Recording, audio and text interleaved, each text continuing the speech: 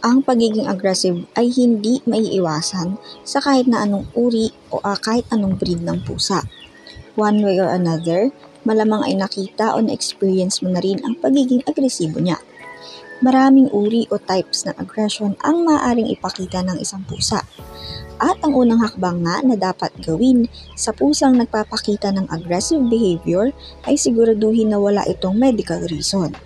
Ang mga sakit kasi gaya ng hyperthyroidism, osteoarthritis, dental disease at central nervous system problems ay maaaring magdulot ng aggression kaya dapat ay kumonsulta agad sa veterinaryo para ma-address ito. At once nga na ma-ensure ninyo na wala naman siyang medical problems, ang pag-alam sa uri ng aggression ang susi para maintindihan ang nagkakos ng ganitong ugali. Narito ang ilang uri ng cat aggression. Play aggression. Ang mga kuting na pinalaki na hindi kasama ang kanilang littermates o mga kuting na walang social interaction ay kadalasang nagpapakita ng play aggression. Napakahalaga kasi ng laro sa mga kuting.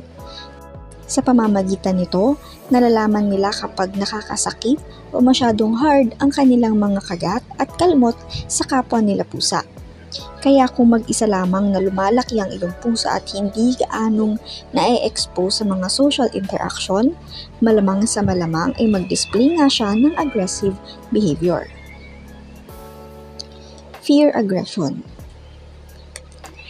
Ang ganitong type naman ng aggression ay makikita sa isang pusa kapag naka-encounter siya ng isang hindi pamilyar na pangyayari, tao o hayop.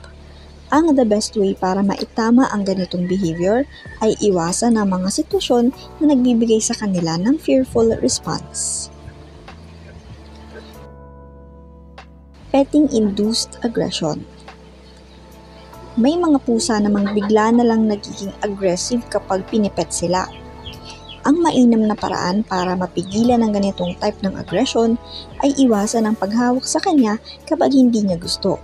Huwag mo din siya iistorbohin lalo kapag kumakain dahil marami sa mga pusa ang ganito ang reaksyon kapag binubuhat at hinahawakan sila kapag kumakain sila. Affected aggression. Kapag naman excited ang isang pusa pero hindi siya makapag-respond directly dito, kadalasan na ibubuntun niya ang excitement niya sa pagiging aggressive sa ibang bagay o tao. Pain-induced aggression. Ang mga pusa naman na nakakaramdam ng pain ay maaaring mag-respond aggressively sa mga tao at ibang hayop para maiwasan ang paghahawak at paggalaw sa kanila dahil na nga sa sakit na nararamdaman nila. Status-induced aggression. Minsan naman ang mga pusa ay nagpapakita ng signs of aggression kapag gusto nilang mag-establish ng social dominance. Territorial aggression. Alam na natin na ang mga pusa ay napaka-territorial. Kaya naman hindi maiiwasan sa kanila na maging aggressive kapag nakikita nilang may ibang tao o hayop ang umaangkin ng kanilang territory. Pinapakita nila ang ganitong aggression bilang isang signal na ang isang bagay, tao o lugar ay sa kanya. Ang maaaring gawin sa ganitong type ng aggression ay dahan-dahan at huwag madaliin ang pag-introduce sa kanya ng mga bagong bagay sa inyong bahay. Maternal aggression.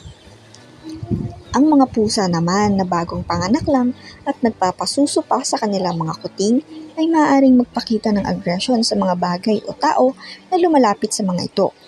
Mainam na mag-provide ka sa kanya ng tahimik at low-stress environment. I-minimize din ang mga bisita niya. Ang maternal aggression ay kadalasang nagsasubside once na mag-start ng lumaki ang kanyang mga anak at maging independent. At ang panghuli ay intercat aggression. Ang mga lalaking pusa, bihira ang mga babae, ay nagpapakita ng aggression towards sa kapwa nila male cats kapag nagsisimula na silang mag-mature at umabot sa edad na 2 hanggang 4 na taon.